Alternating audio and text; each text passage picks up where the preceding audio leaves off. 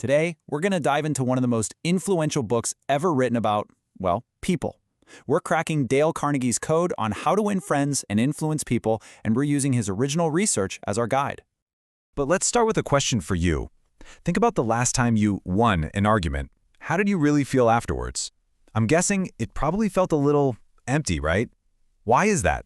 Why does proving you're right so rarely feel like a true victory? Well, here's the secret Dale Carnegie figured out.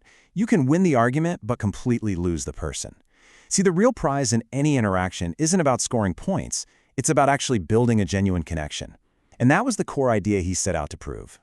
To figure this out, Carnegie didn't just guess and write a self-help book. Oh no, he went on a mission to solve what he called the human relations puzzle. He was looking for a practical, working handbook on the topic, and when he couldn't find one, he decided he'd have to create it himself. And the amount of research he did was just incredible. He studied the lives of history's greatest leaders, from Caesar to Edison. He read over 100 biographies of Teddy Roosevelt alone. He actually interviewed the giants of his day, people like Marconi and FDR. And maybe most important of all, his classes became a real-world laboratory where thousands of people tested these ideas and reported back on what actually worked. So, after all that work, what was the first, most fundamental rule that came out of this lab? It's so simple, but it's the bedrock for everything else. Don't criticize, condemn, or complain. But why?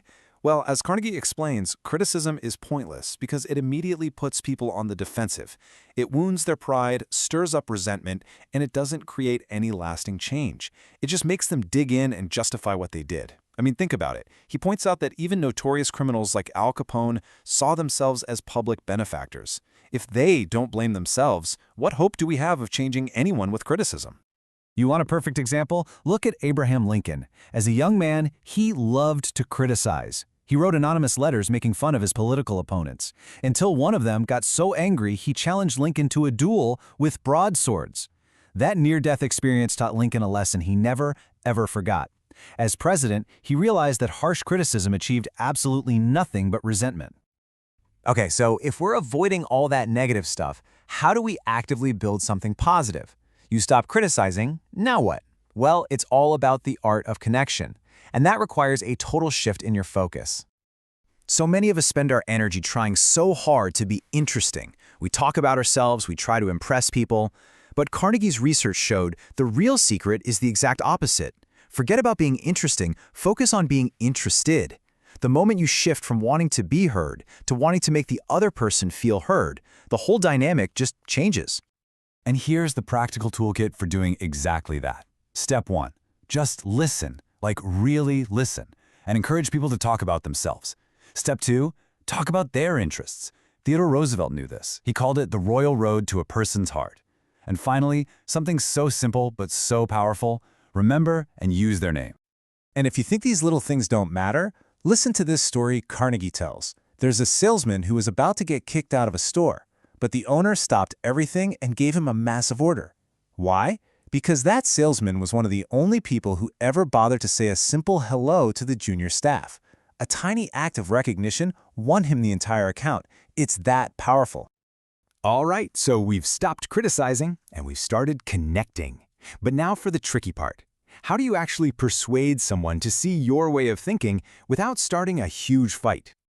Woodrow Wilson just nailed the problem perfectly.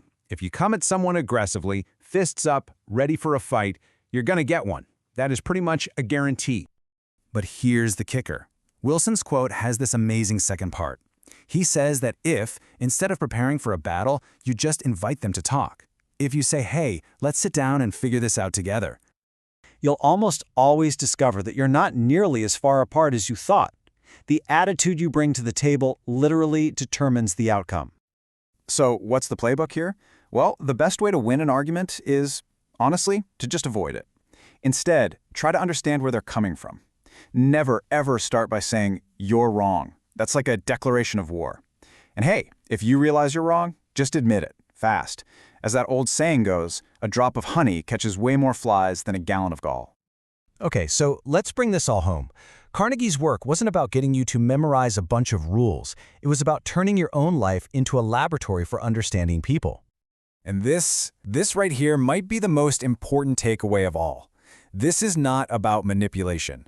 Flattery is fake, it's selfish, and people see right through it. These principles only work when they come from a genuine place, a real desire to understand and appreciate other people. It's a fundamental, sincere shift in how you look at the world. So here it is, the Carnegie Code in a nutshell. First, swap criticism for sincere appreciation. Second, focus on being genuinely interested, not trying to be interesting. Third, turn arguments into collaborations. And finally, in everything you do, find a way to make the other person feel important and do it sincerely. You know, the reason Carnegie's students got such amazing results is that they didn't just sit through a lecture. They went out and they practiced. And you can too. Every single conversation you have, every interaction, is another chance to experiment in your own human relations lab. So when it all comes down to it, you really have a choice. In all your interactions tomorrow, you can be a critic, the person who puts people on the defensive and stirs up resentment. Or you can be a catalyst, the person who builds connections and inspires change. The question is, which one will you be?